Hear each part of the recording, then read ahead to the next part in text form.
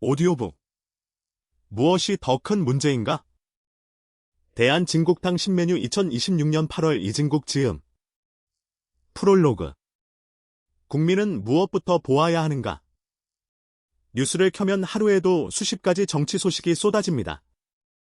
국회의원이 포럼을 열었다는 소식, 누군가의 발언이 논란이 되었다는 소식, 대통령이 개헌을 언급했다는 소식, 정당끼리 서로 공방을 벌인다는 소식입니다. 여기서 하나만 물어보겠습니다. 이 가운데 정말 대한민국의 미래를 좌우하는 문제는 무엇입니까? 국회의원이 포럼을 연 일이 중요합니까? 대통령이 중임제 개헌을 이야기한 것이 중요합니까? 아니면 국민의 한 표가 정확하게 관리되고 있는지 확인하는 일이 더 중요합니까? 정치 뉴스에는 크고 작은 문제가 뒤섞여 있습니다. 그러나 민주주의의 기초를 흔들 수 있는 문제와 단순한 정치적 논쟁을 같은 무게로 다루어서는 안 됩니다. 우리가 가장 먼저 지켜야 할 것은 특정 정권이나 정당, 정치인이 아니라 국민의 주권입니다. 그리고 그 주권이 제도로 표현되는 가장 직접적인 통로가 선거입니다. 이 책은 이 질문에서 출발합니다. 1장. 말과 논쟁, 그리고 절차의 차이. 국회의원이 국회에서 포럼을 열어 논란이 될 발언을 했다고 가정해 보겠습니다. 언론이 보도하고 찬반이 갈립니다. 물론 중요한 일입니다. 그러나 그 포럼이 실제로 선거제도를 바꾸었습니까? 국민의 투표권을 빼앗았습니까? 개표 결과를 변경했습니까? 헌법기관의 독립성을 훼손했습니까? 그렇지 않다면 이것은 기본적으로 정치적 표현과 토론의 영역입니다. 민주주의에서는 마음에 들지 않는 주장을 듣는 일도, 그 주장을 말할 자유를 보장하는 일도 정상적인 과정입니다. 그러므로 정치인이 어떤 포럼을 열었다는 사실 하나를 대한민국 민주주의의 최대 위기로 확대할 이유는 없습니다. 대통령이 4년 중임제 개헌이 필요하다고 주장하는 경우도 마찬가지입니다. 대통령 임기를 5년 단임으로 유지할지 4년 중임으로 바꿀지, 국회와 대통령의 권한을 어떻게 조정할지는 분명 중요한 논의입니다.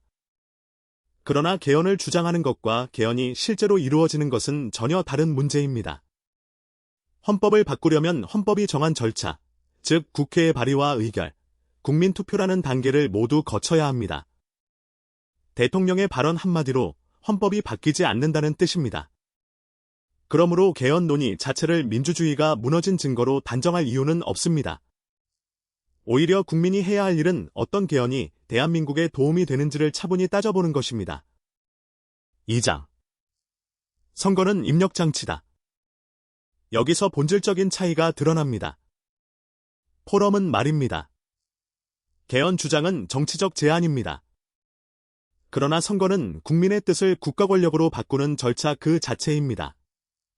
대통령과 국회의원, 지방자치단체장과 지방의원을 뽑는 이 절차의 결과에 따라 정부가 구성되고 정책이 결정되고 법률이 만들어지고 국가의 방향이 정해집니다. 그러므로 선거의 공정성에 중대한 문제가 발생한다면 이는 단순한 정치적 논쟁과는 완전히 다른 차원의 문제입니다. 민주주의라는 시스템의 입력장치 자체에 관한 문제이기 때문입니다. 아무리 뛰어난 컴퓨터와 인공지능을 쓰더라도 입력값이 틀리면 결과도 틀립니다. 민주주의도 다르지 않습니다. 국민의 뜻을 정확히 반영해야 하는 것이 선거이므로 선거의 핵심은 정확한 투표와 정확한 보관, 정확한 개표와 정확한 집계, 그리고 누구나 검증할 수 있는 결과입니다.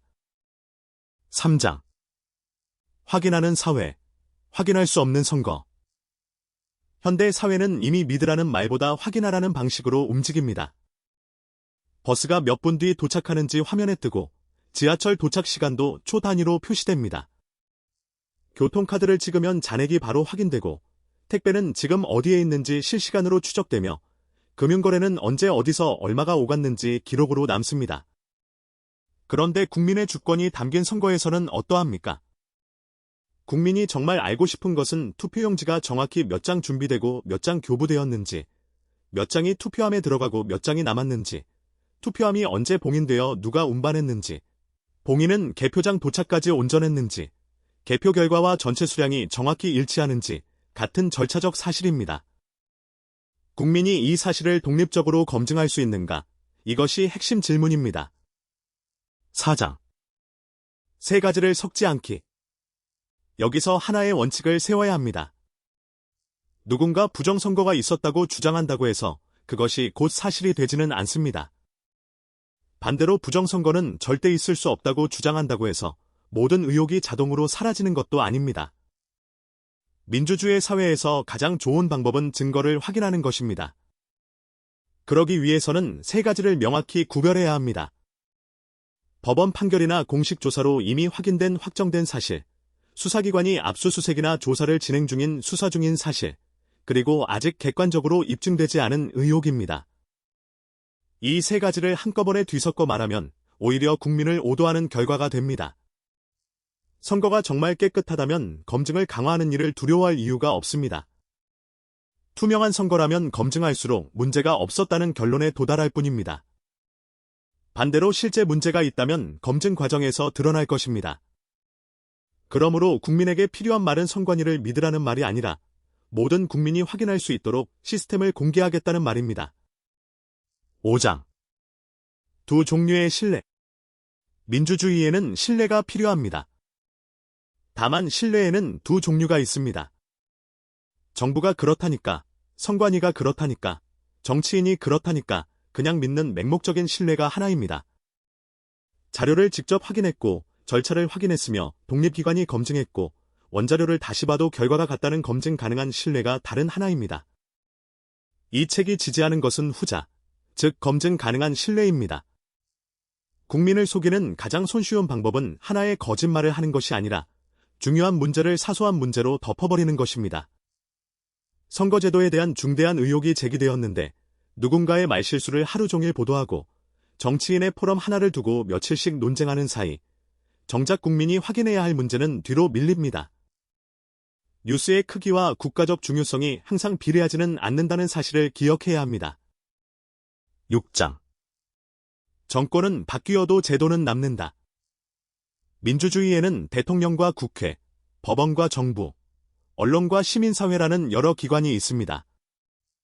그러나 이 모든 권력의 정당성은 결국 국민의 선택이라는 근거에서 나옵니다.